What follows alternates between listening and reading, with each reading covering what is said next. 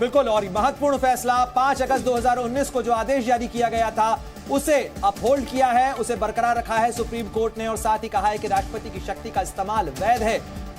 रवि त्रिपाठी, जल्दी से बताइए और क्या कुछ चल रहा है।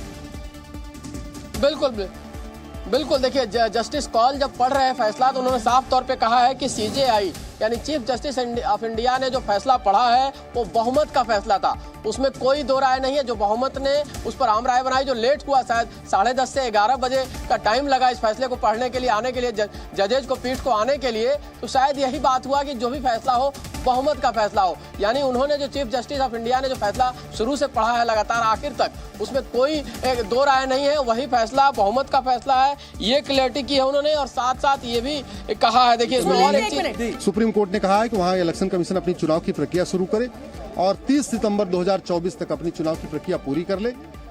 जहां तक जो कानून वहां लागू हो चुके हैं, राइट टू एजुकेशन और राइट टू इन्फॉर्मेशन, वो सब चलते रहेंगे। इस बीच में जितने भी फैसले लिए जा चुके हैं, उन किसी भी फैसले को, केंद्र सरकार के फैसले को सुप्रीम कोर्ट ने वापस करने का आदेश नहीं दिया है।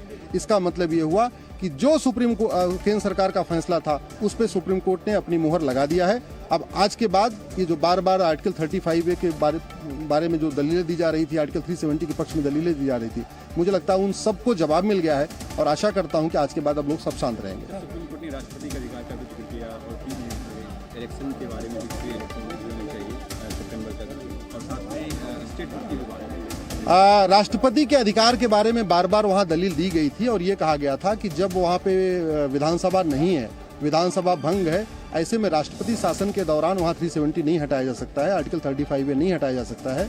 वो जो प्रक्रिया अपनाई गई, गलत अपनाई गई है, उसको सुप्रीम कोर्ट ने कहा है कि नहीं, जो राष्ट्रपति ने वहाँ पे प्रक्रिया अपनाई है उसमें कोई खामी नहीं है। जो केंद्र सरकार ने पार्लियामेंट में एक रेजोल्यूशन पास किया जिसके थ्रू एक मेमोरेंडम के थ्रू जहाँ पे नोटिफिकेशन इशू किया था, उसमें भी कोई खामी नहीं, वो बिल्कुल वैलिड है।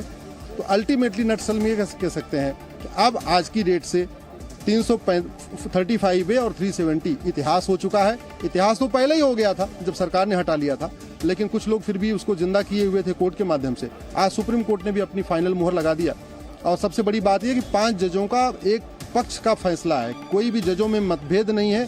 5 के 5 जजों ने कहा है कि केंद्र सरकार का फैसला ठीक है। का रुख कर लेते हैं। अरविंद सुप्रीम कोर्ट के भीतर मौजूद है जिस समय ये फैसला सुनाया जा रहा था। अरविंद, जल्दी से पॉइंटर फॉर्म में बता दीजिए, हालांकि सारे फैसला हम बता चुके हैं, लेकिन अब आगे क्या ये भी बताइएगा। देखिए, जो मुख्य बिंदु हैं इस पूरे फैसले के, संविधान पीठ के, सबसे बड़ी बात ये कि